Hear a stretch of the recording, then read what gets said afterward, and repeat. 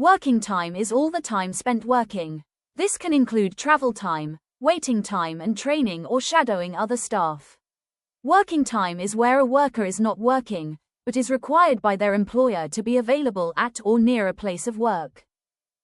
Training time should be paid to all workers, including those completing an induction or shadowing as part of their role. Travel time may have to be paid where the employer arranges travel, e.g. asking another worker to pick up another worker to take them to training. Travel time is when workers are required to be traveling in connection with their work. Any travel from home to the office or the first care call, or from the office or last care call to home, is not part of working time. This is the worker's commute. Travel time stops for rest breaks. E.g. the worker drives to the shops to buy food as they are traveling to take a break.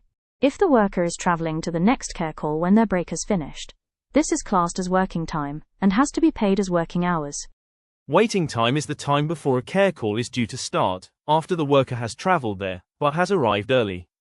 This can also include time waiting for a client who is in an appointment, GPs, and the worker is waiting outside. Waiting time is when the employer requires the presence of a worker at a specific time and location of the employer's choosing and the worker is complying with the request. In domiciliary care, waiting time is likely to occur when workers arrive early for the next scheduled appointment and have to wait to gain access. Waiting at home is if a worker is permitted and able to travel home for a period between care calls, then the time spent traveling from the last care call to home and from home to the next care call is not classed as working time, nor is the time spent at home. Rest breaks. Every worker has a right to at least one uninterrupted 20-minute rest break during their workday, if they work more than 6 hours per day. Some employers offer between 30 minutes to an hour's rest break. This will depend on the terms in the worker's contract.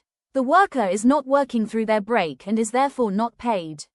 Make sure that this is clear in a worker's contract that they are not paid.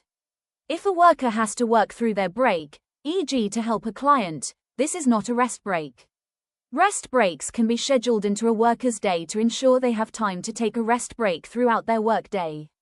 A rest break can't be taken at the start or end of the worker's day, for example, to finish working early. What do you need to pay Jane for her day's work?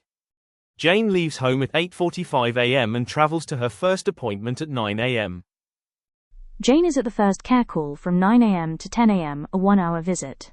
Jane travels 20 minutes to her next care call and has to wait 10 minutes.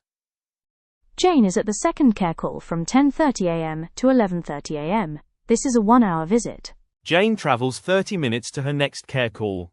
Jane is at the third care call from 12 p.m. to 12:30 p.m., a 30-minute visit.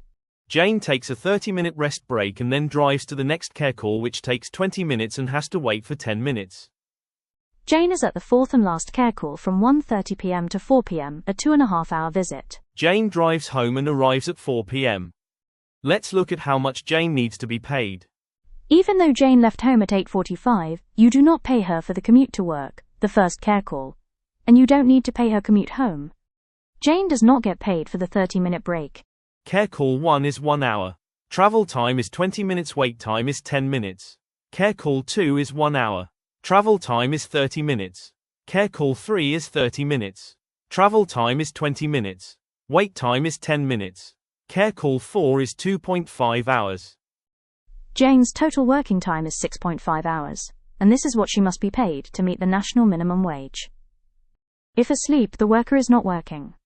If the worker is woken in the night to perform work, the time working is classed as working time. Time asleep.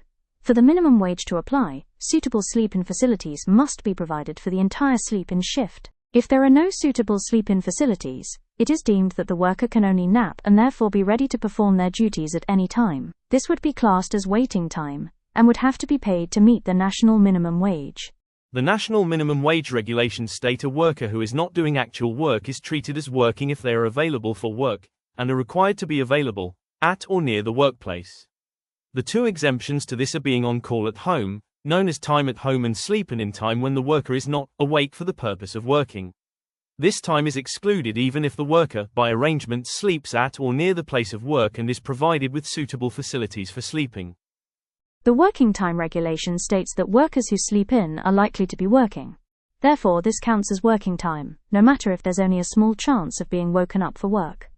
A sleep-in premium and any time that the worker is woken and spends working should be paid at their normal rate. For example, Michael is paid for a sleep-in at £30.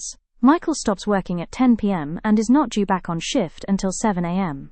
During the sleep-in, Michael is woken at 2 a.m. and is required to work for 2 hours. He returns back to the sleep room at 4 a.m.